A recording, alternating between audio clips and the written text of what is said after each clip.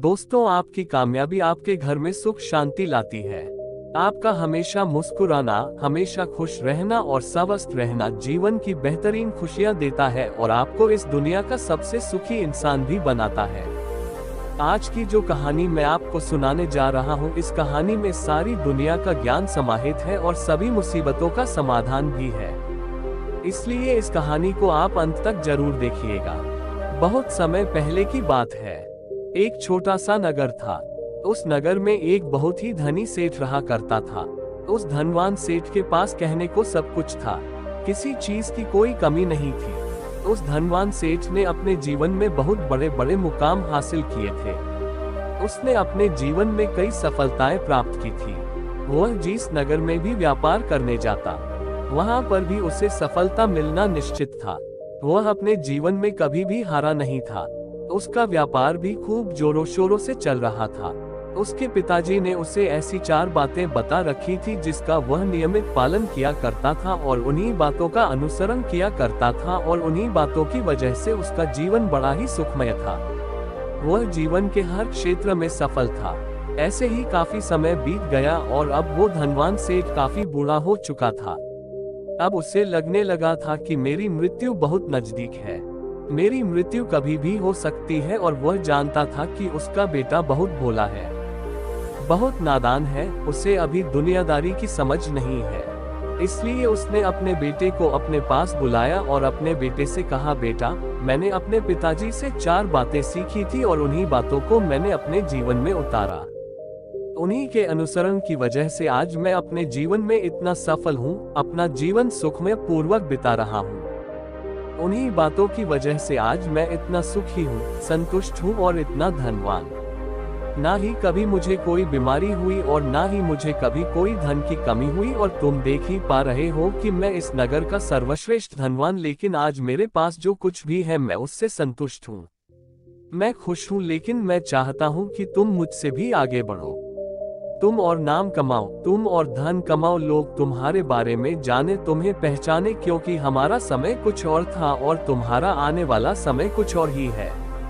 उस धनवान सेठ ने अपने बेटे को अपने और करीब बुलाया और उससे कहने लगा, बेटा, आज मैं तुमको दुनिया की ऐसी 4 महत्वपूर्ण बातें बताने जा रहा हूँ जो मुझे मेरे पिताजी ने बताई थी, और इसी के कारण आज मैं इतना सफल हूँ। यदि तुमने इन सभी बातों को अपने जीवन में उतार लिया, इनका नियमित तौर पर पालन किया, इनका अनुसरण किया, तो तुम भी अपने जीवन में बहुत धन्यवाद बन जाओगे, अपने जीवन को बहुत सुखमय तौर पर बिताओगे। इन बातों के अनुसरण से ना तो तुम्हारे घर परिवार में कोई दुख आएगा और ना ही तुम्हारे व्यापार में कभी कोई परेशानी उत्पन्न होगी। इतना कहकर धनवान सेठ अपने बेटे को 4 बातें बताना शुरू करता है। वह कहता है, बेटा, सबसे पहली बात है काम पर छांव में जाना और छांव में आना। दूसरी बात, अपने घर के चारों तरफ चमड़े की बाड़ रखना। तीसरी बात, हमेशा खाने को मीठा करके खाना। और चौथी बात, अपनी पत्नी को हमेशा बांध कर रखना। इतना कहकर वह धनवान सेठ अब निश्चिंत हो चुका था। वह ये जानता था कि उसका बेटा बहुत भोला है। वह अपने पिता की बात अवश्य मानेगा और इन सभी 4 बातों को अपने जीवन में उतारेगा और इनका अनुसरण भी करेगा। देखते देखते कुछ महीने बीत गए और फिर एक दिन धनवान सेठ मृत्यु को प्राप्त हो गया। अपने पिता की मृत्यु के बाद उस धनवान सेठ के बेटे ने उन सभी 4 बातों को एक कागज पर लिख लिया ताकि वह उन्हें भूल न जाए, और उन्हीं बातों को वह अपने जीवन में उतारने लगा। उन 4 बातों का अनुसरण करने लगा। सबसे पहली बात जो उसके पिता ने उससे कही थी, छांव में जाना और छांव में आना, तो उसने अपने घर से लेकर अपनी दुकान तक पूरे रास्ते पर एक टेंट लगवा दिया, क्योंकि उसके पास पैसा तो बहुत था और उसे कोई रोकने वाला भी नहीं था। जब भी कोई उससे पूछता कि आखिर तुमने ऐसा क्यों किया, तो वह उसके जवाब में बस इतना ही कहता कि मेरे पिताजी ने मुझसे ऐसा ही करने को कहा है। इसके बाद उसने अपने पिता की अगली बात का अनुसरण, उसने अपने घर के दोनों तरफ चमड़े की एक दीवार खड़ी करवा दी। इसे देखकर आसपास के लोग बहुत क्रोधित हो गए। वे लोग उससे झगड़ा करने पर भी उतर आए। कई लोगों ने तो यहाँ तक कह डाला कि आखिर तुमने ऐसा क्यों किया, चमड़े की बाड़ तुमने क्यों खड़ी करवा दी? चमड़े से बहुत बदबू आती है और इससे हमें तकलीफ होती है, इसे आज ही निकलवा दो। लेकिन कोई उसका कुछ भी ना बिगाड़ सका, क्योंकि उसके पास बहुत पैसा था, इसलिए कोई भी व्यक्ति उसका ज्यादा समय तक विरोध न कर सका और उसने भी मन बना लिया था कि वह अपने पिता की सभी बातों को पूरे दिल से मानेगा। उसके पिता ने उसे तीसरी बात कही थी, खाने को मीठा करके खाना, जिसके कारण वह अपनी पत्नी से हर रोज खाने में कुछ मीठा ही बनवाता था। कभी सेवइयां, कभी खीर, कभी हलवा तो कभी मिठाई, हमेशा यही सब खाता रहता। और उसके पिता ने उसे चौथी बात कही थी, अपनी पत्नी को हमेशा बांध कर रखना, जिसका कारण वह हर रोज अपनी पत्नी को रस्सी से बांध कर रखता था।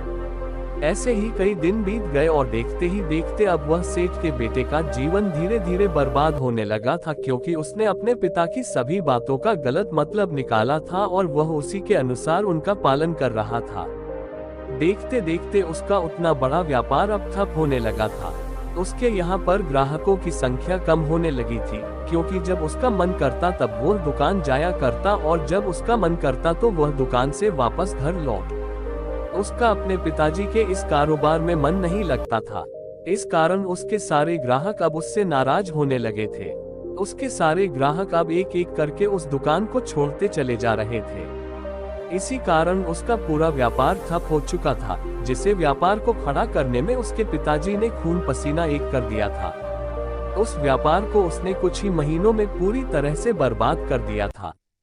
अब उसका धंधा बहुत कम हो चुका था, जिसके कारण वह बहुत परेशान रहता था।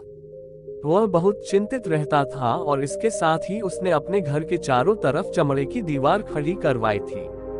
उस कारण आसपास पर बहुत गंदी बदबू फैल चुकी थी, इसलिए जो भी उसके आसपास रहते थे उन सभी ने वह घर छोड़कर कहीं और पर अपना बसेरा बसा लिया। चमड़े की बदबू के कारण अब उसके घर में भी कोई नहीं आता था। यहाँ तक कि उसके मित्र और रिश्तेदार भी उस घर में आने से कतराते थे। लेकिन अब भी उसे समझ नहीं आ रहा था कि आखिर यह सब हो क्यों रहा। वो बहुत परेशान रहने लगा था और वह हमेशा मीठा भोजन किया करता था, जिसके कारण उसका वजन बहुत ज्यादा बढ़ चुका था और इस मोटापे के कारण उसके शरीर में न जाने कितनी सारी बीमारियों ने अपना घर बना लिया था। आए दिन उसके घर पर वेद आने लगे थे। इन्हीं कारणों से अब उसका पैसा भी इन चीजों में बर्बाद होने लगा था और अपने पिता की चौथी बात उसने मानी थी। वह थी अपनी पत्नी को बांध कर रखता, जिसकी वजह से उसकी पत्नी उससे नाराज हो गई और वह घर छोड़कर अपने मायके लौट। उसने अपनी पत्नी को मनाने की कोशिश की, तरह तरह के उपाय किए, लेकिन उसकी पत्नी नहीं मानी। और वैसे भी कोई भी स्त्री ऐसे मर्द के साथ क्यों रहना चाहेगी जो उसे बेवजह ही बेबात पर बांध कर रखता हो। देखते देखते अब वह सेठ के बेटे का पूरा जीवन बर्बाद हो चुका था। ना तो अब उसके पास व्यापार बचा था, नहीं धन, नहीं उसकी पत्नी और न ही वह रिश्तेदार जो पैसों के लिए उसके आसपास घूमा करते थे, और अब उसका स्वास्थ्य भी ठीक नहीं रहता था, जिसके कारण वह बहुत चिंतित रहने लगा था, बहुत परेशान रहने लगा था। उसे ये सब समझ ही नहीं आ रहा था क्या हो रहा है और क्यों हो रहा है। इन सभी बातों को लेकर तो बहुत परेशान रहता और वो मन ही मन अपने पिताजी को कोसा करता। पिताजी, आपने तो मेरा पूरा जीवन बर्बाद कर दिया। आपकी उन 4 बातों के कारण आज मुझसे मेरा सब कुछ छिन चुका है। ना तो मेरे पास व्यापार रहा, नहीं धन दौलत, नहीं वह रिश्तेदार, नहीं मेरी पत्नी, और यहाँ तक कि मेरे स्वास्थ्य ने भी मेरा साथ छोड़ दिया है। आप ही के कारण आज मेरा पूरा जीवन बर्बाद हो चुका है। यदि मैंने आपकी 4 बातें ना मानी होती, यदि मैंने उन्हें अपने जीवन में न उतारा होता, तो आज मैं एक सुखमय जीवन जी रहा होता। आपकी इन 4 बातों पर चलकर मुझे क्या मिला? मैंने एक आज्ञाकारी बेटे की तरह आपकी सारी बातें भली भांति मानी, उन पर यकीन किया, उनका अनुसरण किया, लेकिन मैं ही मूर्ख था जो मैंने आपकी उन बातों पर आंख बंद करके यकीन कर लिया। इतना कहकर वह फूट फूट कर रोने लगा। तभी उसे एक दिन पता चला कि उसके पास के नगर में एक साधु आए हुए हैं और वह साधु सभी की समस्याओं का हल बताते हैं। चाहे कैसी भी समस्या हो, वह उसका निवारण अवश्य करते। ये सुनकर उसने सोचा कि चलो एक बार मिलकर देखता हूँ, हो सकता है कि मेरी भी समस्या का समाधान मुझे मिल जाए। इस आशा के साथ वह उन साधु के पास पहुंचा। वहां पहुंचकर सीधा उनके चरणों में जा गिरा और जोर जोर से रोने लगा। वह कहने लगा, हे गुरुवर, अब आप ही मुझे बचा सकते हैं। मेरे पिताजी ने तो मेरा पूरा जीवन बर्बाद करके रख दिया। आज मेरी जो भी स्थिति है वह सब मेरे पिताजी के कारण ही है।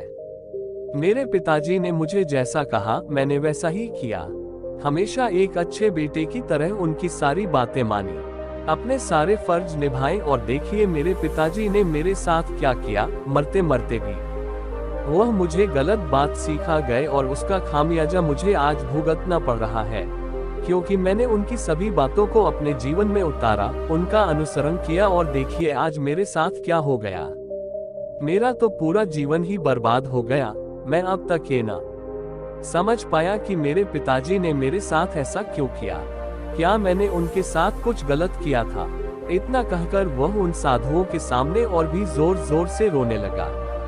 तभी वह साधु महाराज उस सेठ के बेटे से कहते हैं, बेटा चुप हो जाओ, पहले मुझे अपनी सारी बात तो बताओ, आखिर तुम्हारे साथ क्या हुआ है? तुम इस तरह से क्यों रो रहे हो? तुम्हारी इस परेशानी का क्या कारण है? उन साधु के इतना कहने पर उस सेठ के बेटे ने पर्ची उन साधु के हाथ में रख दी, जो उसने अपने पिता की मृत्यु के बाद लिख रखी थी, जिसमें उसने अपने पिता की चारों बातें लिखी थी।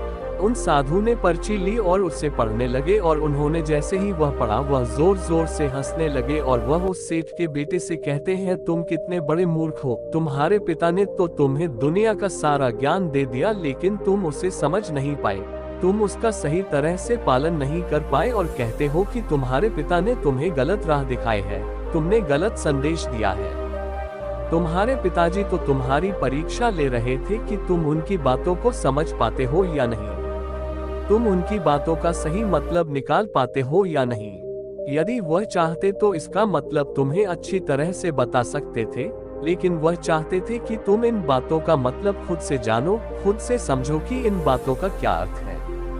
लेकिन अब तो ऐसा प्रतीत होता है कि मानो तुम्हारी बुद्धि बिल्कुल भ्रष्ट हो चुकी है। तुमसे बड़ा मूर्ख मैंने आज तक नहीं देखा। जिसके पास दुनिया का इतना बड़ा ज्ञान हो, वह भला इतनी बड़ी मूर्खता कैसे कर सकता है?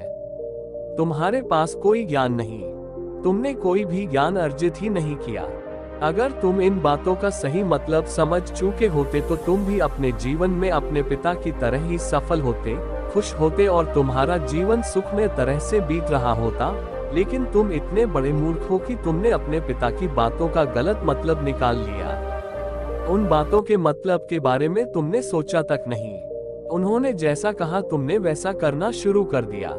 यदि तुम्हें उन बातों का अर्थ नहीं पता चल रहा था तो तुम किसी ज्ञानी से मिल सकते थे, तुम उससे उस बात का मतलब निकाल लेते। लेकिन जैसा तुमने अपने पिता की इन बातों को समझा है, इसका मतलब वैसा नहीं है। इस पर वह धनवान सेठ का बेटा कहता है, हे गुरुवार, आप क्या कहना चाहते? क्या मैं अपने पिता की बातों को सही नहीं समझ रहा, और वैसे भी इसमें समझने लायक है क्या? उन्होंने तो सब कुछ साफ साफ ही बताया था और मैंने उन्हें अपने जीवन में उसी तरह से उतार ली, तो फिर मैंने गलत क्या किया? इस पर गुरुवार एक बार फिर मुस्कुराने लगे और उस सेठ के बेटे से कहते, बेटा, ये जो बातें लिखी गई है, इन बातों के पीछे एक गहरा अर्थ है जिसे तुम समझ नहीं पाए। इसी कारणवश तुमने यह मूर्खता कर दी और इसी कारणवश तुमने अपना पूरा जीवन बर्बाद कर लिया। लेकिन अब भी कुछ नहीं बिगड़ा, अब भी तुम्हारे पास बहुत समय, यदि तुम चाहो तो अब से मेहनत करके भी तुम अपने जीवन में एक बार फिर से वह खुशहाली व समृद्धि सब कुछ हासिल कर सकते हो। इस पर वह सेठ का बेटा कहता है, ठीक है, कृपया करके मुझे उन चारों बातों का मतलब समझाइए। आखिर उन चार बातों का क्या अर्थ?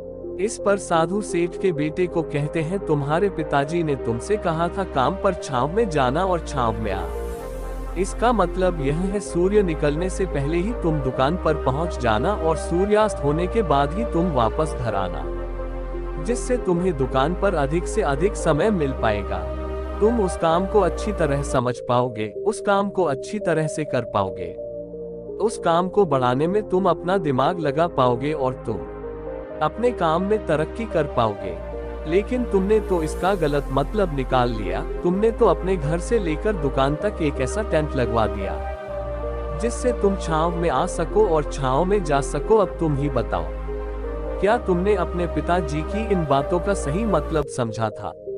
ये सुनकर वह सेठ का बेटा जोर जोर से रोने लगा और कहने लगा, हे गुरुवर, मेरी ही गलती थी। मैंने अपने पिता की इन बातों का गलत मतलब निकाला और इसी कारणवश आज मैं पूरी तरह से बर्बाद हो चुका हूँ। मैं ही सबसे बड़ा मूर्ख था। मेरे पिताजी ने तो मुझे इतना महत्वपूर्ण ज्ञान दिया था, लेकिन मैं उस हीरे को पत्थर समझ बैठा।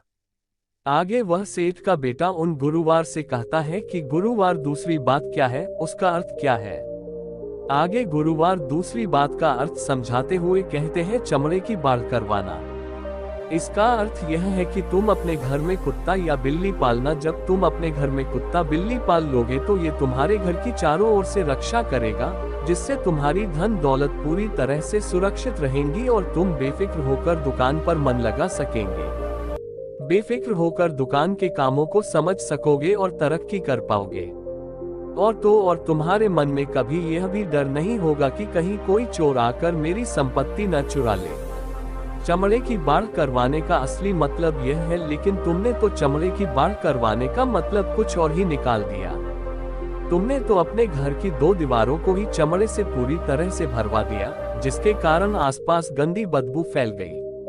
तुम्हारे आसपास के पड़ोसी भी अपना घर छोड़कर कहीं और चले गए।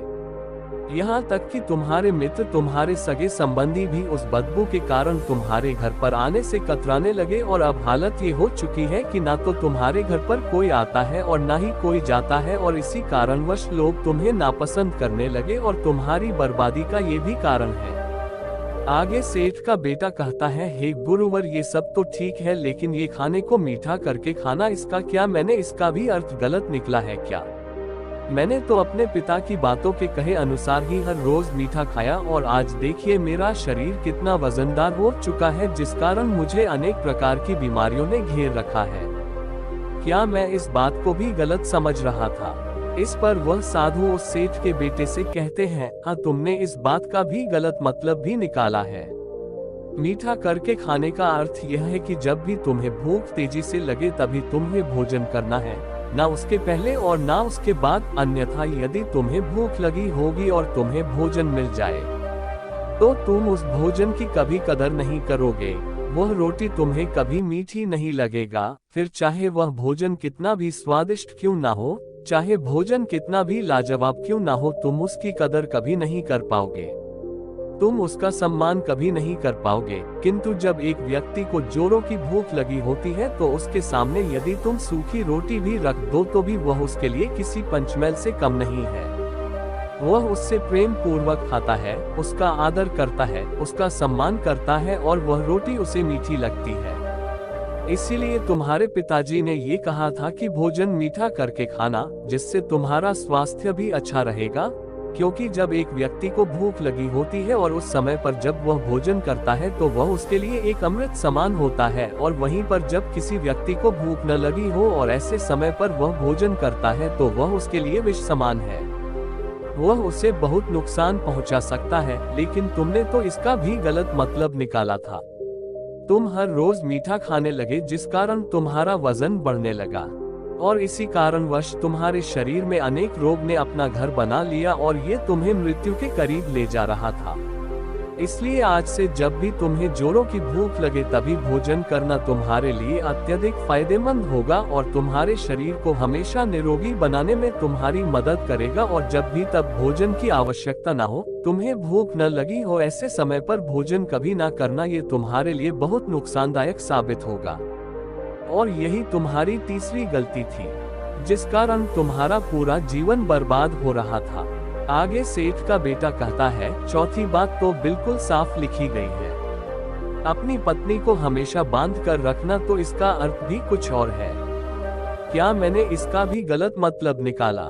इस पर साधु कहते हैं, हाँ बेटा, अपनी पत्नी को बांध कर रखने का अर्थ यह नहीं है कि तुम रोज रस्सी से बांध कर रखो, बल्कि इसका अर्थ तो यह है कि जब भी तुम दोनों के बीच में कोई आपसी मतभेद हो जाए, कुछ नोकझोंक हो जाए, तो तुम अपनी पत्नी पर हाथ मत छोड़ो। जब तक एक स्त्री का पति उसके साथ रिश्ते में बंधा होता है तो वह अपने रिश्तों में बंध जाती है और वह अपने रिश्ते को पूर्ण तरीके से निभाने का हर मुमकिन प्रयास करती है। और ऐसे समय पर यदि तुम्हारे बीच कुछ नोकझोंक हो जाए, कुछ गलतियां हो जाए और ऐसे समय पर तुम उस स्त्री का हाथ नहीं छोड़ते तो वो तुम्हें छोड़कर कभी नहीं जाएगी। लेकिन इसका अर्थ ये भी नहीं है कि तुम अपनी पत्नी पर अत्याचार करो, बल्कि तुम्हारे पिताजी यहाँ पर कहना चाहते थे कि जो भी कोई व्यक्ति तुम्हारे साथ किसी रिश्ते में जुड़ा हुआ है, उसे अपने रिश्ते में इस तरीके से बांध लो कि वह तुम्हारे साथ झगड़े और नोकझोंक के बाद भी नुकसान न पहुंचा सके, वह तुम्हारे साथ कुछ गलत न कर सके और तुम्हारा फायदा न उठा।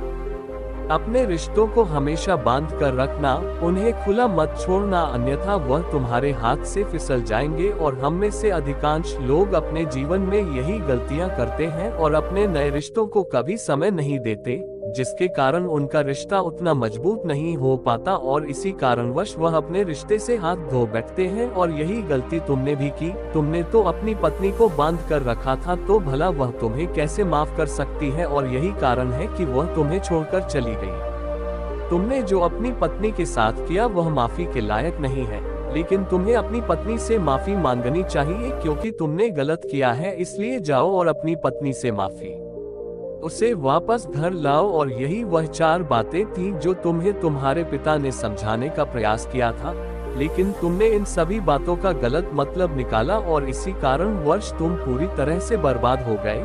किंतु अभी भी तुम्हारे पास बहुत समय है। यदि तुम इन सभी बातों का सही से श्रवण करते हो तो तुम अपने जीवन में एक बार फिर से बस सब कुछ हासिल कर सकते हो जो तुमने खोया है।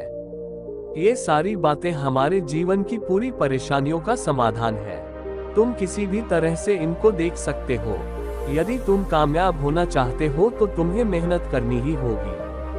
सूर्य निकलने से पहले तुम्हें अपने घर से निकलना होगा और हमेशा सूर्य के ढलने के बाद ही तुम्हें घर वापस लौटना होगा, ताकि धन दौलत को कोई तुमसे छीन ना ले। तुम्हें अपने रिश्तों को कुछ इस तरीके से बांधना होगा ताकि वह रिश्ते तुम्हें परेशान ना करे, तुम्हें तकलीफ ना पहुंचाए, तुम्हारा फायदा न उठाएं और हमेशा एक अच्छा और स्वस्थ भोजन करना जब तुम्हें भूख लगी हो, ताकि तुम्हें जो भी सांसें मिली है तुम उसे खुशी खुशी जी सको। और अपने रिश्तों को हमेशा बांध कर रखना, उन्हें खुला मत छोड़ना, अन्यथा वो तुम्हारे हाथ से फिसल जाएंगे। और अपने घर में अवश्य ही कुत्ते या बिल्ली को जरूर पालना, ताकि तुम्हारा धन हमेशा सुरक्षित रहे। इन सभी बातों का अपने जीवन में अनुसरण करने के बाद तुम अपने जीवन में सब कुछ एक बार फिर पा सकते हो जो तुमने आज तक खोया है। और हो सकता है कि तुम इससे भी अधिक उन्नति कर पाओ, इससे भी अधिक समृद्धि पा सके, अपने जीवन को खुशहाल और सुखमय बना सके। इतना कहकर साधु शांत हो गए और सेठ का बेटा भी अपनी सभी गलतियों को समझ चुका था।